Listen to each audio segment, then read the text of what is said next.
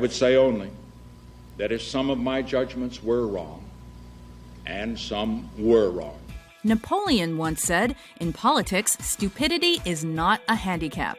These sound bites don't dispel that idea. And I will tell you, it's 3 agencies of government when I get there that are gone.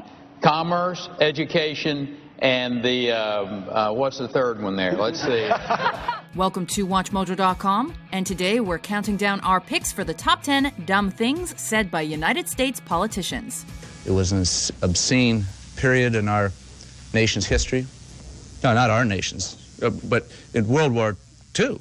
I mean, we all lived in this century. I didn't live in this century, but in this century's history. For this list, we're taking aim only at American politicians elected to the government of the people, by the people, for the people, and are calling them out for their ignorant, reckless, unintelligent, and or illogical statements and misstatements. The things that she says, the things that she does, what it is that she represents, but she's a perfect spokesperson. If you want to see if the star said anything equally idiotic, be sure to check out our video of the top 10 dumb things said by celebrities. So what's this empty nonsense about Ronald Reagan being just an actor? Number 10. Trees cause more pollution than automobiles. Ronald Reagan. When you look into that camera in a close-up, you better be telling the truth, or that camera will reveal it. It probably came as a surprise to no one familiar with Ronald Reagan's environmental policies that he's no damn dirty tree-hugging hippie.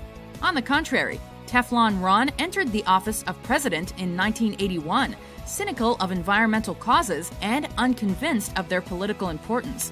And therefore, he significantly reduced funding of the Environmental Protection Agency. Even with all that info, critics were blindsided when Reagan wrongly made the assertion that trees pollute more than cars. Though he claimed to have been quoted out of context, whether it was sheer ignorance or deliberate misinformation, Reagan's ridiculous reference still resonates in Republican thought today. They love him beyond logic. Last year they tried to elect his haircut. Number 9.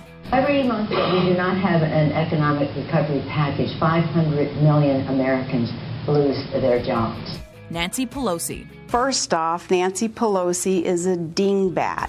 This prominent Democrat must have flunked math, or at the very least, she forgot to do a quick and simple calculation before delivering this statistic in a press conference.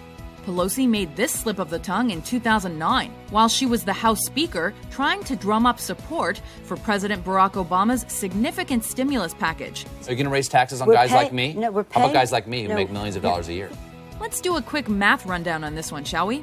Pelosi claimed 500 million Americans would lose their jobs every month if the package were not approved. Single payer, single payer, single payer. There are 300 million Americans in the U.S., and prior to the 2008 financial meltdown, about half of them were working. Pelosi may have had to stay behind after Congress to redo her homework. Well, I do think the House of Representatives at this time is an unsafe place for children and other living things. Number 8. Life is indeed precious, and I believe the death penalty helps to affirm that fact. Ed Koch. So what? Not heard by thousands so what? Of people. So what? Mayor of New York City from 1978 to 1989, this liberal stalwart often deviated from the party line and his Democratic Party colleagues. It's all part of being mayor. The secret is to enjoy it. This was perhaps never more clear than in 1985, when he wrote an essay entitled Death and Justice: How Capital Punishment Affirms Life. Though it definitely sparked debate, Koch's declaration infuriated many of the era's top progressive minds, even though he was echoing the feelings of many Americans who supported capital punishment. But you can see where they get confused. Killing people who kill people to show people that killing people is wrong could be considered oxymoronic at best. I'm going to now take a short recess, and I will be back. Number 7. The binders full of women gaffe, Mitt Romney. In what new ways do you intend to rectify the inequalities in the workplace, specifically regarding females making only 72% of what their male counterparts earn? Picture this. It's the second debate of the 2012 U.S. presidential election between incumbent President Barack Obama and Republican nominee Mitt Romney. Romney is asked how he'd deal with equal pay and gender inequality in America. His response, where he outlines that he keeps female and male job applications separate, adds fuel to arguments that Romney and the GOP are sexist. I went to a number of women's groups and said, can you help us find folks? And they brought us whole binders full of women. Within minutes, backlash on Facebook, Twitter, and Tumblr spawns memes depicting Mitt as an elitist male with old-fashioned ideas about women's rights. The debate debacle not only put Romney's and the GOP's gender track record in the spotlight, but also brought women's issues front and center in general. I think Governor Romney maybe hasn't spent enough time looking at how our military works. You mentioned the Navy, for example, and that we have fewer ships than we did in 1916. Well, Governor, we also have fewer horses and bayonets because the nature of our military has changed. We have these things called aircraft carriers where planes land on them. Number 6. If Lincoln were alive today, he'd be turning over in his grave Gerald Ford. In this, I dare not depend upon my personal sympathy as a longtime friend of the former president, nor my professional judgment as a lawyer. Less than a month after being sworn in as president, Gerald Ford granted Richard Nixon a full pardon for his involvement in the Watergate scandal. I would say only that if some of my judgments were wrong, and some were wrong. That's one reason why this quote regarding that scandal seemed paradoxical. But beyond that, it's just a dumb thing to say. Ford dragged a dead president from his grave and then put him back in it. It was hyperbole and an unintelligent statement that did nothing but add fire to America's biggest scandal involving a living president. FYI, this quote appears in a book of bad English quotes entitled Anguished English. I must admit that many of them do not look at all the same as the hypothetical questions that I have answered freely. Number 5. Got to stand with our North Korean allies. We're bound to by treaty. South We're Korean. Also bound by, yeah. Sarah Palin. You need a place to be or sanctuary. Follow me there. Come on, follow me there. A gaffe machine second possibly only to George W. Bush, this former Alaska governor faced several obstacles when she was campaigning for VP in 2008 alongside fellow maverick John McCain, not the least of which was her own mouth. Palin was asked by Glenn Beck how she'd handle a conflict in North Korea. Her response may have angered the U.S. Defense and State Departments, as well as South Koreans, given the fact that the South is America's closest ally and the North perhaps America's last true enemy. It's funny that a comment like that was kind of made to, I don't know, reporters. Mocked. Yeah, mocked, I guess that's the word, yeah. Palin's statement was either another painful Palin geography slip-up or part of a liberal conspiracy that manipulated Glenn Beck into putting this gotcha question to Palin to undermine the right-wing patriot movement. I believe that diplomacy should be the cornerstone of any foreign policy. And I can see Russia from my house.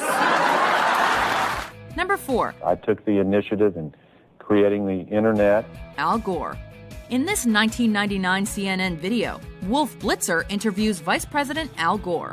In a way, Gore was being interviewed for a job. It just so happens that job was President of the United States. In many job interviews, people over-exaggerate past achievements. And sometimes those answers are so dumb you wish you could take them back. Now, while we feel fairly confident that what Gore meant was that he was a key factor in terms of the advancement of economic and legislative aspects of the internet, which is true, and not that he'd outright invented the thing, this is still pretty awkward. Luckily for Gore, Americans fall into a coma whenever he addresses the nation, so most people probably missed this. Body language makes a difference in the debate between Al Gore and George W. Bush as well. Gore sighs over and over again, and Bush, the underdog, surprises by winning the debate and, of course, the election. Number 3. If it's a legitimate rape, the female body has ways to try to shut that whole thing down. Todd Akin. One of the things that I love about this country is the fact that Americans do consider life really important. Todd Akin had everything going for him in 2012.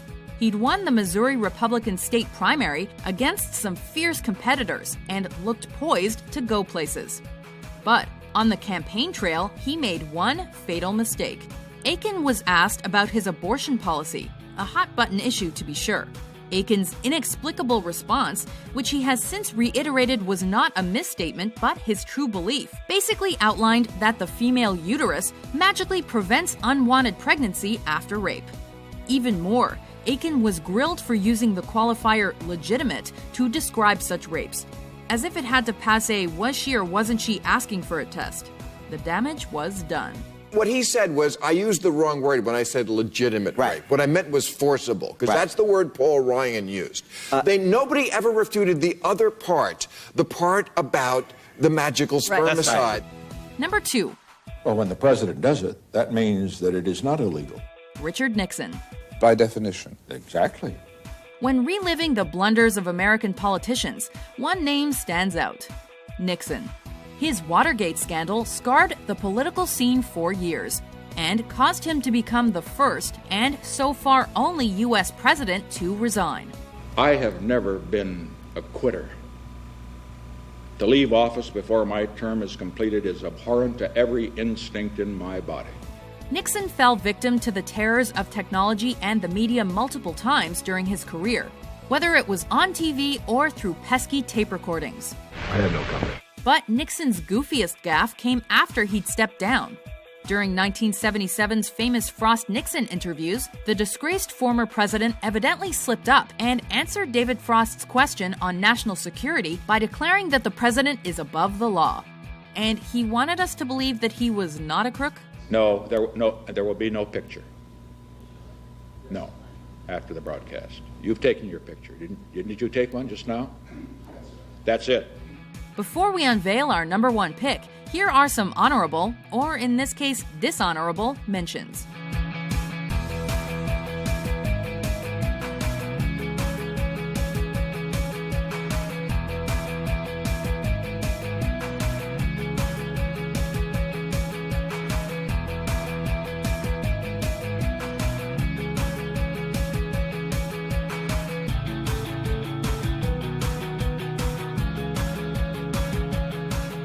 Was aware that an agreement was reached.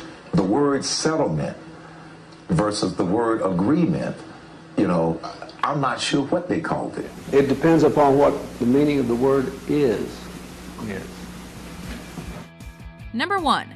Everything he's ever said, George W. Bush. Just seems like I was here yesterday. I was. Everything's bigger in Texas, and nothing's bigger than the list of Bush Jr.'s gaffes. Our enemies are innovative and resourceful, and so are we. They never stop thinking about new ways to harm our country and our people, and neither do we. Son of President George H.W. Bush, this 43rd president pushed the English language to terrifying new frontiers with his myriad Bushisms. The best way to defeat this enemy in the long run is to deny them the recruiting tools that are and recruitments made possible by. He's credited with coining new terms and expressions, many of which were subsequently lampooned by the likes of Jon Stewart and Saturday Night Live. First time I met Putin, I stared right into his eyes, through his eyes into the back of his skull. And he said, "What's up? Why are you looking at me like that?" And I just said, "I'm staring into your soul." That makes me think, do you ever use that as a diplomatic strategy? Creeping out on purpose other world leaders? And all the questions about whether or not our children is learning, statements on how his opponents had misunderestimated him, and assertions that fish are our friends were just the icing on the cake. I know the human being and fish can coexist peacefully. Often caught with his foot in his mouth or the odd shoe in his face, Bush is a Saudi oil well of dumb political jokes. Don't mess with Texas. There's an old saying in Tennessee, I know it's in Texas, probably in Tennessee, that says, "Fool me once, shame on you." If fool me, we can't get fooled again. Do you agree with our list? Which dumb political quote deserved a mention? Oops. For more blunderful top 10s published every day, be sure to subscribe to WatchMojo.com. I'm afraid you'll catch me picking my nose.